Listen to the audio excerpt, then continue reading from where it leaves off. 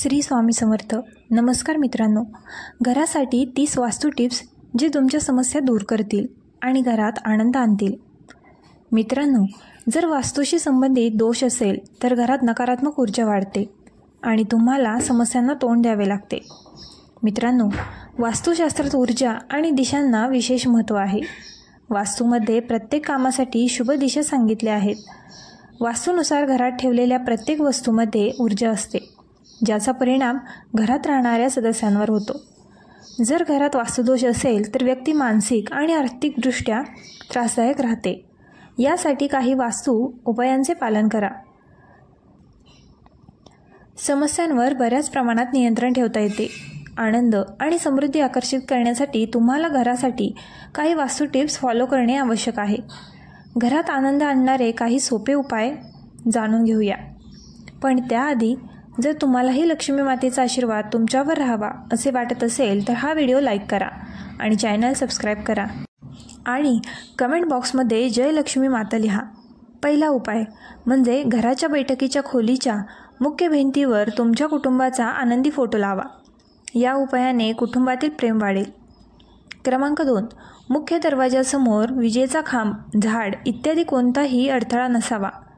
ते सकारात्मक ऊर्जेच्या मुख्य प्रवाहात अडथळा आणते. तिसरा क्रमांक. घराच्या मुख्य दरवाजासमोर किंवा मुख्य दरवाजात थेट दिसतो अशा ठिकाणी कधीही जेवणाचे क्षेत्र किंवा जेवणाचे टेबल ठेवू नका. क्रमांक 4. घराच्या बैठकीच्या खोलीच्या भिंतीवर उगवत्या सूर्याचे चित्र लावा. हे चित्र नशीब, नवीन शक्यता, प्रसिद्धी आणि यशाचे सूचक आहे. क्रमांक 5. स्वयंपाकघरात कधीही झाडू, पुसणे आणि इतर साफसफाईच्या वस्तू ठेवू नका. स्वयंपाकघरात कोणताही आरसा ठेवणे किंवा भिंतीवर लावणे देखील चुकीचे आहे.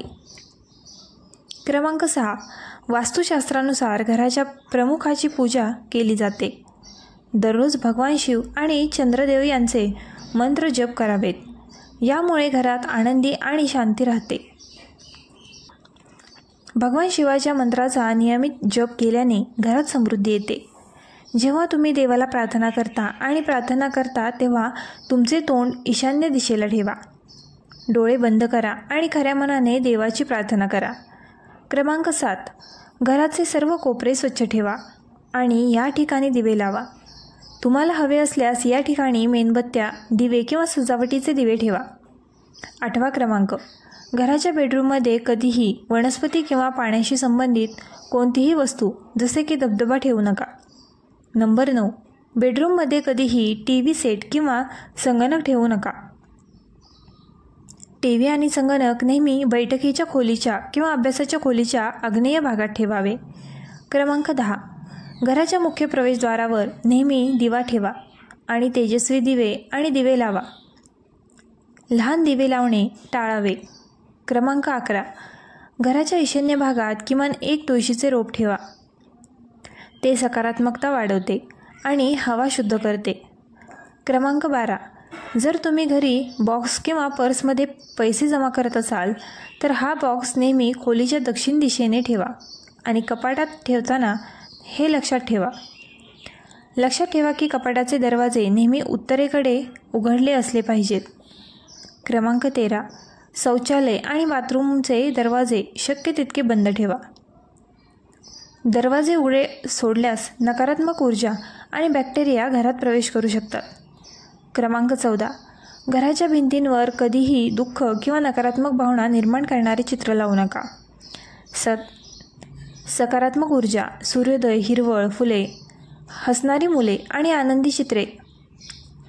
क्रमांक 15 वापरा.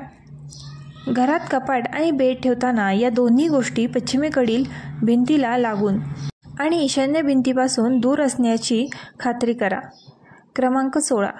खोलीचा ईशान्य भाग उघडा ठेवा आणि बेड बीम खाली ठेवणे टाळा. हे नकारात्मक ऊर्जा प्रसारित करण्यास मदत करते. क्रमांक 17. घरासाठी वास्तू टिप्सनुसार क्रमांक 17. घरासाठी वास्तू टिप्सनुसार दरवाजे उघडताना किंवा बंद करताना आवाज येऊ नये. वेळोवेळी ग्रीस लावून हे टाळा. क्रमांक 18. जर पूजा कक्ष शौचालयाजवळ बांधला असेल तर त्याची जागा बदला. हे दोन्ही एकमेकांच्या जवळ नसावेत. घरात पूजा कोणत्या दिशेने केली जाते हे खूप महत्त्वाचे मानले जाते. जर ते योग्य ठिकाणी नसेल किंवा इतर कोणतीही जड वस्तू पूजा कक्षाच्या दिशेने ठेवली असेल तर ती नकारात्मक ऊर्जा प्रसारित करते, घरावर परिणाम करते. मनाची शांती आणि घराच्या सर्वांगीण विकासासाठी पूजा घराचे स्थान ईशान्येला म्हणजेच ईशान्य कोपऱ्यात असले पाहिजे, कारण हे देवाचे स्थान आहे. तसेच लक्षात ठेवा की पूजा घराच्या वर किंवा खाली शौचालय, स्वयंपाकघर किंवा पायऱ्या नसाव्यात. क्रमांक 19.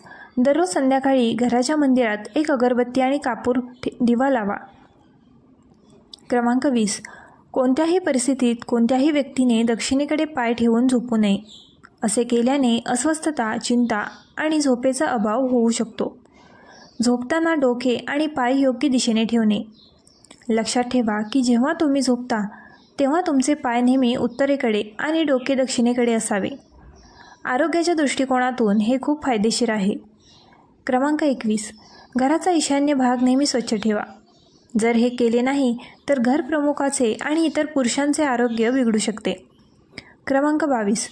स्टोव्ह किंवा रिंग एकमेकांपासून दूर ठेवा, कारण ते वेगवेगळ्या घटकांचे प्रतिनिधित्व करतात.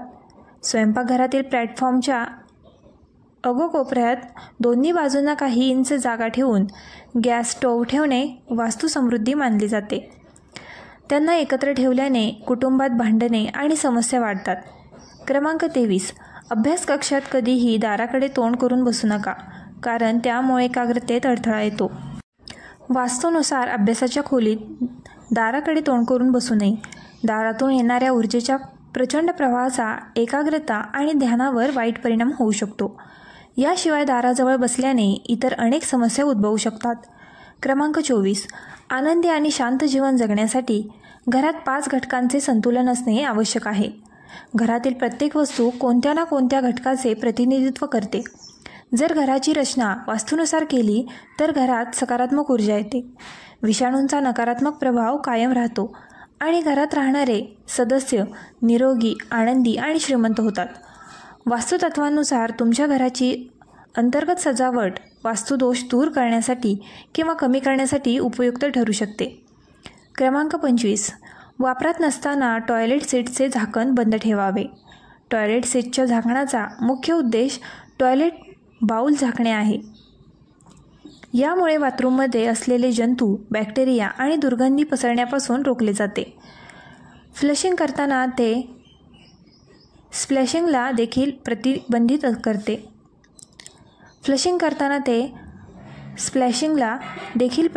करते.